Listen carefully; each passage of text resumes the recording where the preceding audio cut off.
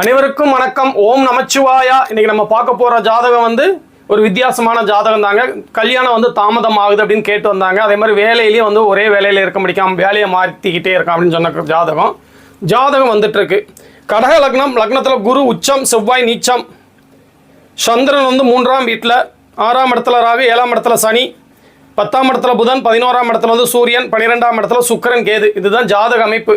லக்னத்துல உச்சகுரு இருக்கிற மாதிரி தோன்றினாலும் ஆட்சி பெற்ற சனியோட பார்வையும் நீச்ச பெற்ற செவ்வாயோட அமர்வும் வந்து முதல்ல பாவத்துவம், அடுத்து சுபத்துவம். அந்த கணக்கின் அடிப்படையில் முதல் பாதி வாழ்க்கை வந்து கொஞ்சம் சுமாராக தான் இருக்கும். இப்போ 33 வயசு ஆகுது, பெரிய முன்னேற்றம் எதுவும் இல்லை. ஆனால் பின்னாடி வந்து வாழ்க்கையில் கண்டிப்பாக நல்லா இருக்கக்கூடிய ஜாதகம் தாங்க.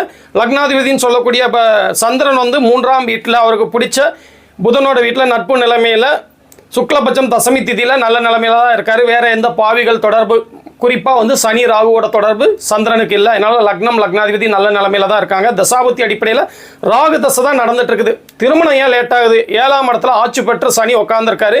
நீச்ச செவ்வாயோட பார்வை 7ஆம் இடத்துக்கு. அதனால தான் 33 வயசு வரைக்கும் தாமதம். 34 வயசு ஆக போகுது.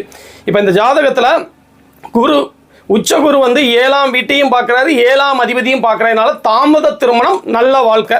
சுக்கிரனும் பெருசாக பாதிக்கப்படலை. சுக்கிரன் வந்து கேதுவோட இணைஞ்சிருக்கிறதுலாம் பெரிய பாவத்துவம் கிடையாது. 12ஆம் வீடு அவருக்கு மறைவு ஸ்தானம் கிடையாது, நட்பு வீட்டில் தான் இருக்காரு. அதனால சுக்கிரன் பாதிக்கப்படாமல் இருக்கிறதுனாலையும் 7ஆம் இடத்த 7ஆம் அதிபதியை வந்து குரு உச்சகுரு தொடர்பு கொள்றதுனாலையும் தாமத திருமணம், நல்ல வாழ்க்கை தான், நல்லா தான் இருப்பார். வேலையை வந்து நிரந்தரமாக இருக்க முடிக்காதுன்னு பார்த்தீங்கன்னா, இப்போ ராகு தசை நடந்துட்டு இருக்கு. 6ஆம் இடத்துல ராகு இருக்கணும். 3, 6, 11ஆம் இடங்கள்ல ராகு அமர்ந்து குரு சுக்கிர தொடர்பை பெற்று உச்சனுடைய வீட்டில இருந்து நீச்சனோட இணைவில் உள்ள இந்த ராகு நல்ல பலன்களை செய்வாங்கிறது விதி. இவருக்கு பார்த்தீங்கன்னா 6ஆம் இடத்துல ராகு உட்காந்துருக்காரு. உச்ச குரு, வீடு கொடுத்தவன் உச்சமா இருக்காரு. குரு வீட்டில் அமர்ந்து சுக்கிரனோட பார்வையில் குரு சுக்கிர தொடர்பில் இருக்காரு. நல்ல விதமான பலன்களை செய்யணும். ஆனால் இந்த நபரே வந்து பார்த்தீங்கன்னா கடுமையான பிடிவாத குணமும் கோப குணமும் கொண்டவராக இருப்பார். ஏன்னா லக்னத்தை வந்து சனி செவ்வாய் தொடர்பு இருக்கிறதுனால கடுமையான பிடிவாத குணம். இவரே வந்து இவருக்கு எதிரி. எந்த பெரிய முன்னேற்றங்களும் இவர் ஈடுபட்டிருக்க மாட்டார். ராகு திசையில் கோடீஸ்வரன் ஆகக்கூடிய நல்ல யோக ஜாதகம். 12ஆம் இடத்துல சுக்கிரன் இருக்கிறதுனால வெளிநாடு போய் செட்டில் ஆகக்கூடிய, அடுத்து வர்ற குரு தசையும் பார்த்தீங்கன்னா கடக வீட்டில் அமர்ந்து தசை நடத்துறதுனால வெளிநாட்டில் நீண்ட காலம் வசிக்கக்கூடிய ஒரு நல்ல ஜாதகம்.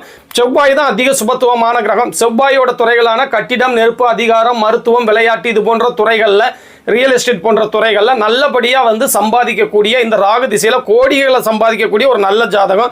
ஆனால் அது எதுவுமே பண்ணாமல் பிடிவாதம், அளவுக்கு அதிகமான பிடிவாதம். லக்னம் வந்து பாவத்துவம் அடைஞ்சு தான் சுபத்துவம் அடையுதுங்கிறதுனால பின் வயது வாழ்க்கை தான், திருமணத்துக்கு அப்புறம் வாழ்க்கைலாம் நல்லா தான் இருக்கும்.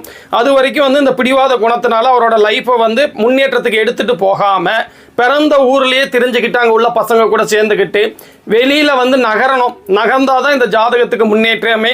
அதை வந்து செய்யாமல் வந்து இருக்கிற ஒரு ஜாதகம். இதே மாதிரி இன்னொரு நாள் ஒரு நல்ல ஜாதகத்தோடு வந்து நான் மீட் பண்ணுறேங்க. ஓம் நமச்சிவாயா.